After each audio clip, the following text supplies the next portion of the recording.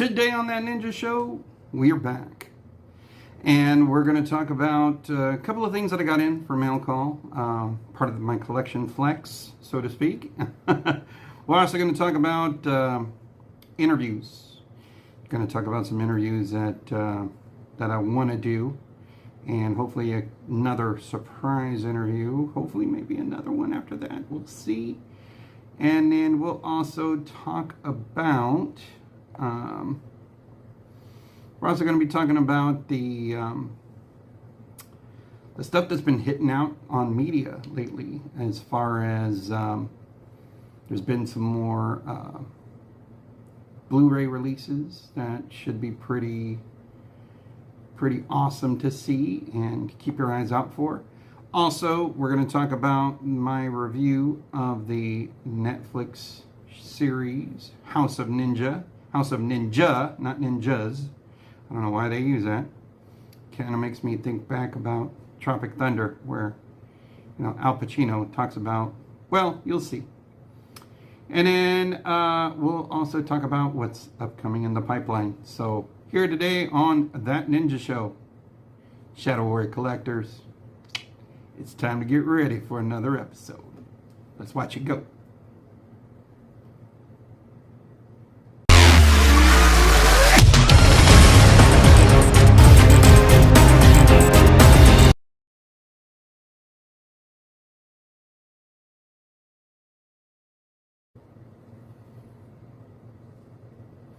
Greetings, Shadow Warrior Collectors, and welcome to another episode of That Ninja Show. Shinobi 1 here, and while I was sidelined with a little illness, I was able to work on a few things and set some goals in motion. So let's start the show with my first topic, interviews. More interviews. Folks, as this channel hopefully continues to grow, I had spoken about it before, and I would definitely like to meet with those of you who follow the channel. These movies and the fandom from it have had some effect on you, just as they have with me, because most of you who I've spoken to have shared with me in your past with these movies and how they shape who you are.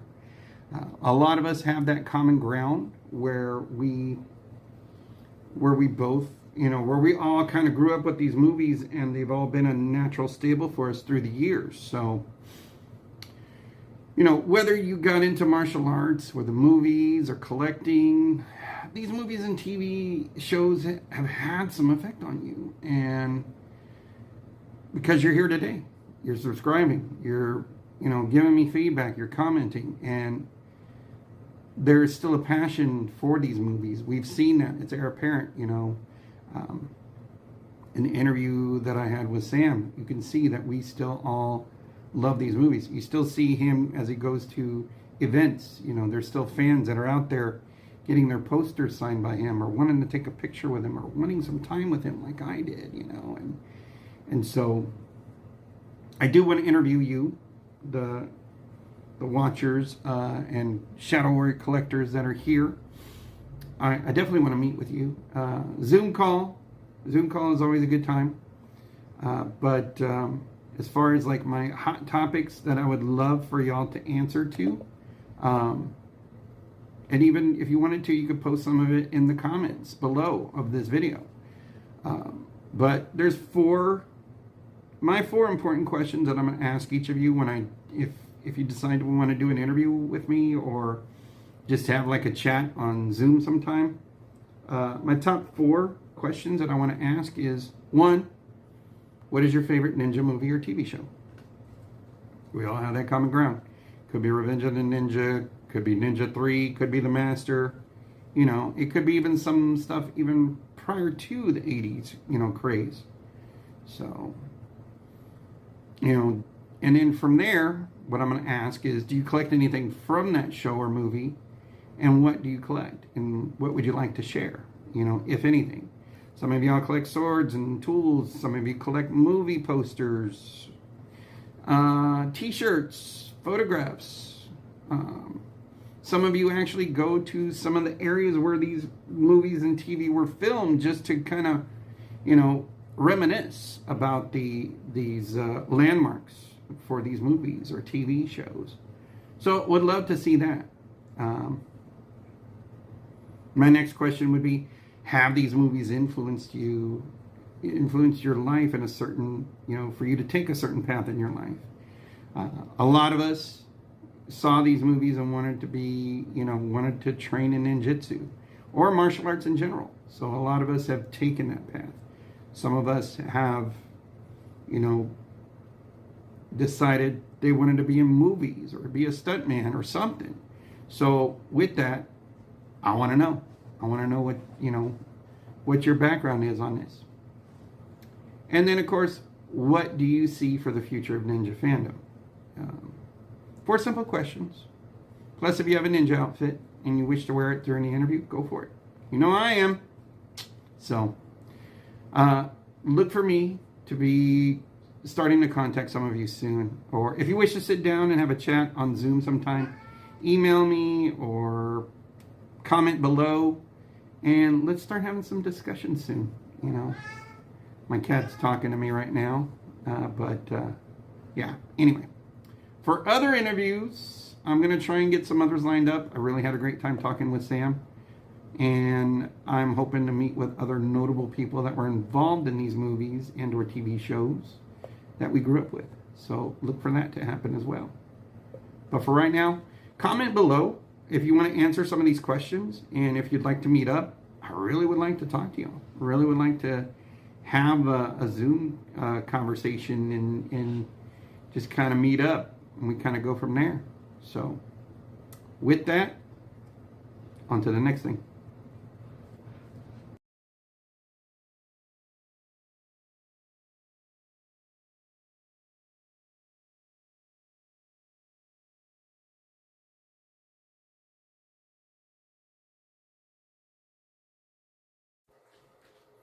Welcome back, folks. So the next thing I want to talk about is mail call. And one of the things that I've been posting pictures about is this thing.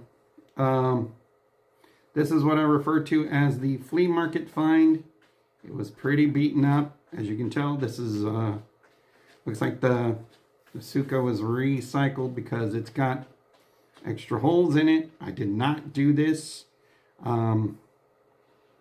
But some of the fittings I did change out because the Suba, when I got it, was just completely destroyed. It was pretty much non-existent. It looks like someone had beaten this thing to crap or it got ran over or something. However, the blade's pretty good looking, man. Yeah. I was very, very shocked at how well it looked. So the flea market fine sword, blade on it is 1060 carbon steel. The total length is 34 inches. The blade length is 20. The Suba that I put on here is just under 3 inches. And then the Ito is leather. I did add also the Segio cord. I'm waiting on a replacement Korigata. But yeah, the furniture on the outside was pretty jacked up. And so, the Seiya is, of course, the raindrop pattern again. And so a buddy of mine found this sword. Again, like I said, the furniture looked pretty beaten up. The Suba was just pretty much non-existent. Like I said, it had been beaten to crap. Badly damaged. The Korigata is missing. But the blade, of course, doesn't look bad at all, man. So lucky for me, I purchased a Shogosugi style Kashire Fuchi and then unpainted Suba and some Seppa. And so I have ordered a Korigata to put on here. And so I took off all the other fittings and just discarded them because they were just unsalvageable. But again, this freaking blade, man, just looks fairly clean. So I don't know what they did to the outside of it to make it look all busted up, but The blade still, it's retained its shape. It's not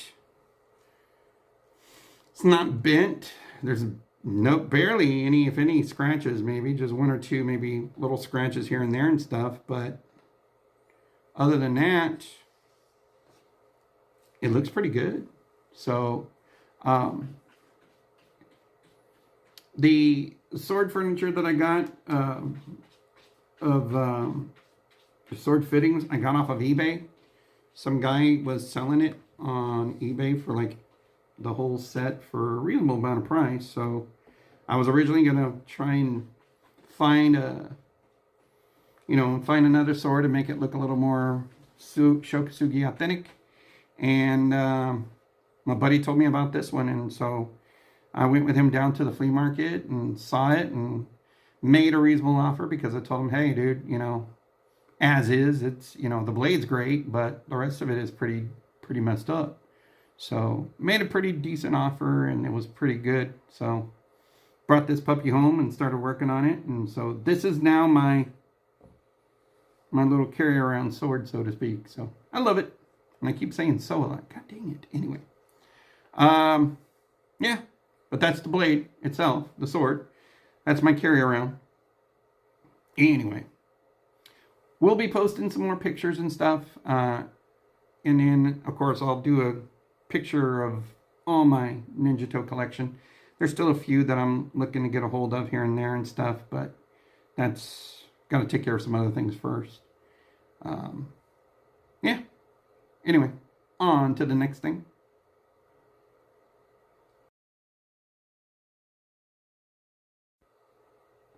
Welcome back. John, is that a phone book of ninja stuff? Is that a ninja phone book? No, it is not. It is Stories from the Trenches. If you saw Sam's interview, he talked about this book. Loaded with film history. As it says on the back. Loaded with badass film history. Can't go wrong with that. So yes. Tons and tons of pages. Definitely can't go wrong with this. Over 750 pages. It is available on Amazon, as Sam spoke of. There's a lot of good photographs in here, a lot of great interviews in here with Sam and other people that were involved in these films. So if you haven't gotten one already, Amazon's the way to go. Go and get it. So I started reading it on and off here. A lot of good interviews and a lot of good photographs I haven't seen. So it's pretty awesome. Anyway, if you haven't, like I said, you haven't got it, you need to go get it. So, Stories from the Trenches. Check it out. On to the next thing.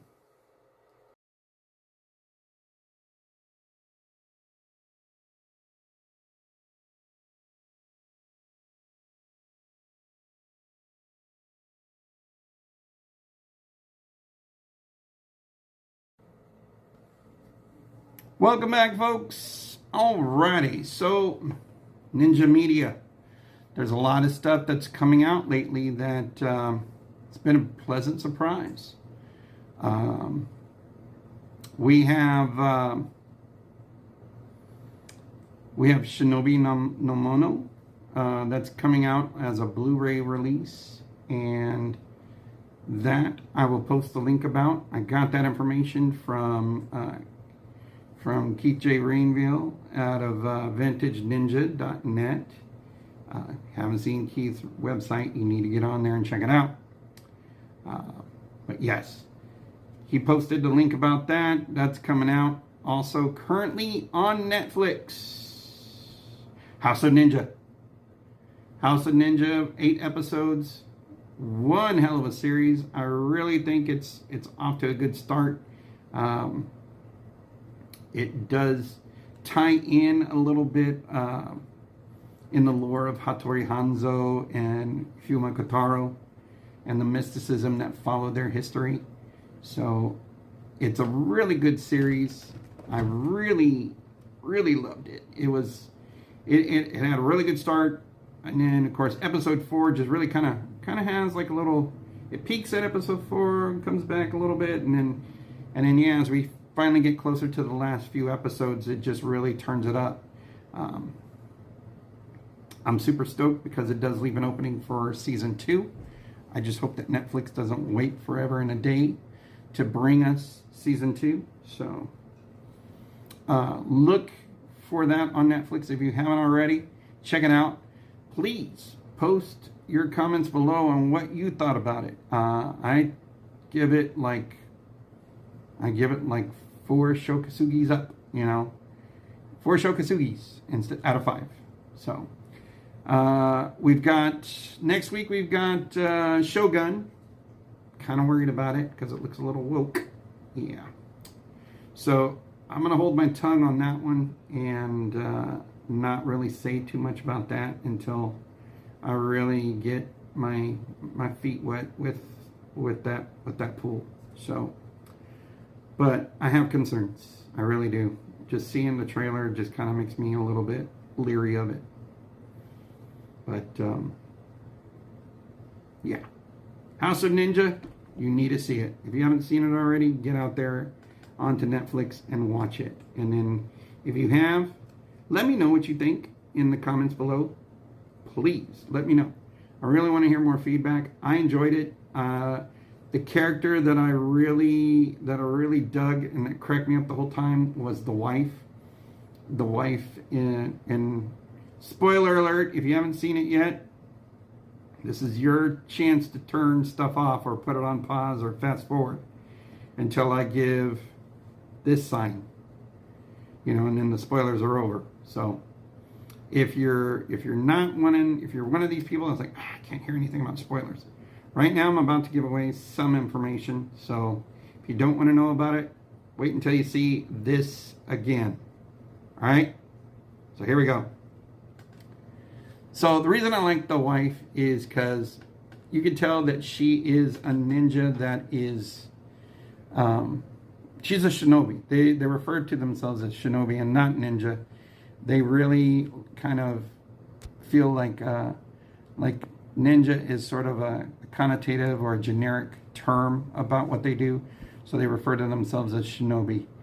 But the wife in the program, she you could tell that she's struggling with the normal life, the normal family life, where she doesn't want to do things normally. Like when she has to go and repair a roof, the husband's like, hey, use a ladder, we're trying to be normal around here, and she's just like, whatever, what the hell, I don't want to be normal.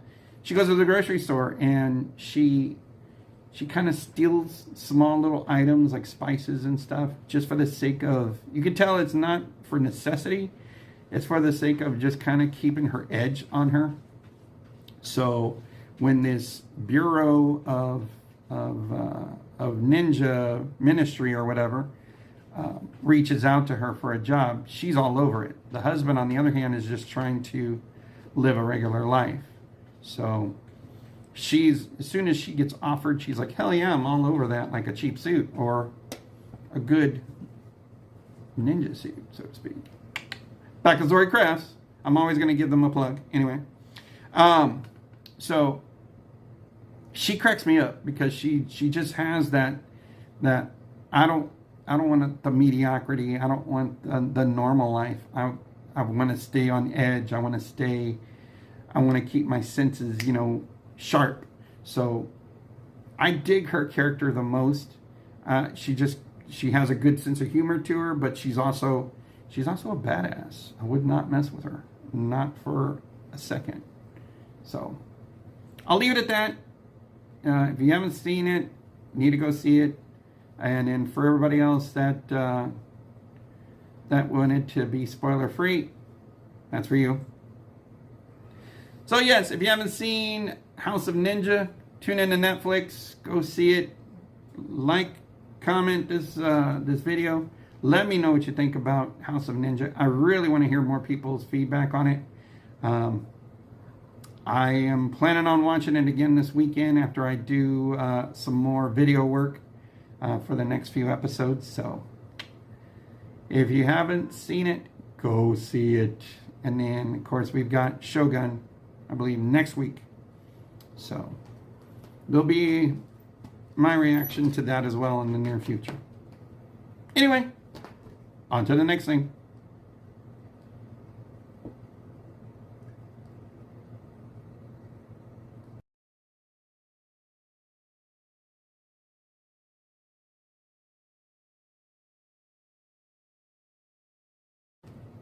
Welcome back, folks. Finally, on this episode of That Ninja Show, we're talking about what's in the pipeline. So, episode 4, finally, Hostages, The Master.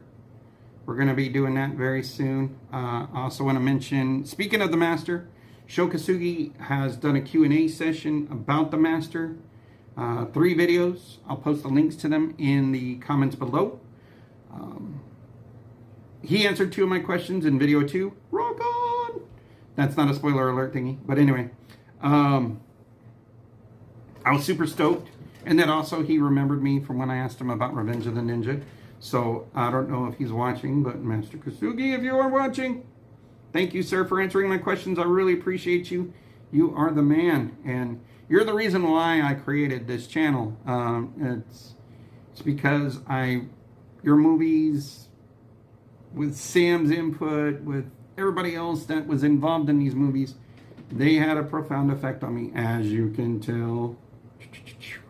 So, I like talking about these movies. I like talking about the TV series, of course. The Master. He answered my questions about the Okasa outfit. Turns out that NBC, he had to give it back to NBC, which sucks. I would love to find it. And even though he says in the Q&A session that it was really, really heavy. And so still would love to find it and acquire it, because I think that is probably my all-time bucket list item. And so I don't think I can wear it. I'm a little bit on the Gordo side. Still working off weight because I do want to be a little bit more presentable for these videos. So I have been working out. But yeah.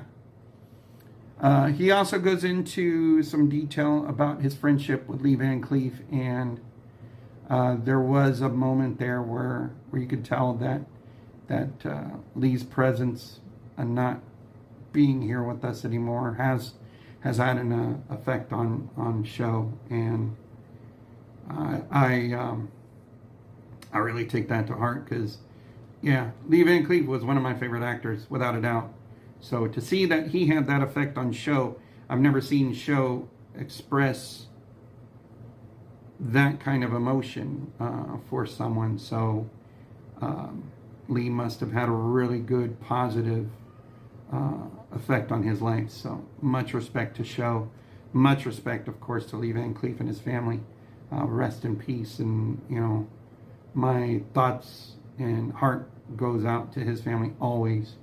And we'll always love his contributions to film and TV, as well as his service to the military. So, yeah. Also, Mike Stone, the man who originally brought us Enter the Ninja, and some other stories as well.